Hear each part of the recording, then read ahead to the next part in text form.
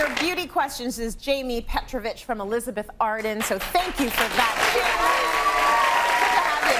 We got so many questions. This is a good one, and it comes from Amy on Twitter. She says, I've never worn any makeup, but I'm ready to buy my first lipstick. Where do I start? Oh, that's exciting. Yeah, you know, with lipstick, it really comes down to knowing your skin tone color, right? Because usually if you're more cool tone, warm tone, and warm tone skin tones are more like wearing, you know, oranges, you know, very warm colors on the skin is great. Another tip to, you know, to really, you know, find out what's that color range I should go to is looking at jewelry. So, you know, if you're wearing silver jewelry, then you're more cool skin tone. So if you're looking for lipsticks, for example, red lipstick, find a little bit of a bluish red. If you're warm skin tone, you would find more of a brick red. Right? And warm skin tone is usually gold jewelry, like yellow gold looks great on warm skin tone. So that's another tip.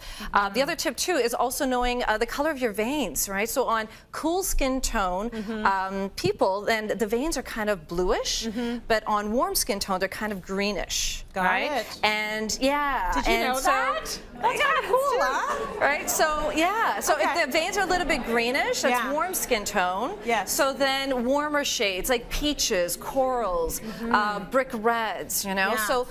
And also if you're looking for a lipstick, the best suggestion would be to, you know, choose two colors that are a little bit darker than your own lip color. Right? So those are quick little ways that you can, you know, and then also try it on the lipstick. Get it cleaned, try it on. That's the best way, right? And it should be friendly to your face, not against your face, right?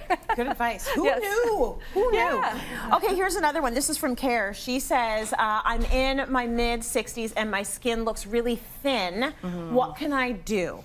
So we want to sort of address what happens to skin throughout the decades and then maybe give some suggestions to this specific question. But let's start back in your 20s and 30s when you need to start actually thinking about skincare? Yes. No, 20s, 30s, it's really about, you know, good hydration, but also using serums. And, you know, I'm a big believer of serums because I think serums should just go right across all the decades, right? And there's not one size fits all for a serum. There's serums that keep the skin radiant, reduce, you know, the tired look of skin, minimizes fine lines. And same thing into the 30s. You know, from, you know, 50s, 60s and beyond, you know, this is, you know, we really look at products that are more nutrition, like more nutrition and density to the skin because the skin becomes drier. And also during those decades, we're going through hormonal changes. So as we're going through hormonal changes, skin becomes drier. We need more nutrition, you know, and also fighting, you know, sometimes with sun damage, if we've been a victim to, you know, worshiping the sun for too many years. Later on, sometimes we see those age spots, sunspots that come up and surface. And so using products that are rich in antioxidants are great. Also using products that have retinol in them to increase cellular turnover, right, to rejuvenate and have new skin cells. So you started with the serums and what have you in your 20s and 30s. You might be dealing with hormonal things. Maybe you're working a full-time job. Maybe you've got a family, and so your hormones are all over the place. 40s, women say that they start to see the contour of the skin become a little bit uneven. What can they be doing to try and rectify that? You know, using serums that really help to fight environmental aging.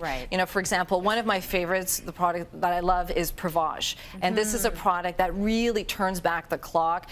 Not only it improves texture of the skin, but all that oxidative, you know, sun markings it removes. And it really gives a huge, like, rejuvenation of the skin. So using a product like that, like serums like that to turn back the clock of environmental, but also, you know, 50s, 60s and beyond, it's really good to use moisturizers that give you that nutrition and density because we're really losing our collagen and elastin during that period. So using products that increase cellular turnover, that have retinol in them, that have antioxidants, so you're rejuvenating new cells, but also the antioxidants are protecting your new skin cells at the same time. Right? All right. And you're supposed to be eating and drinking those things too. Inside and out, right? Inside and out, right? Okay, good to know.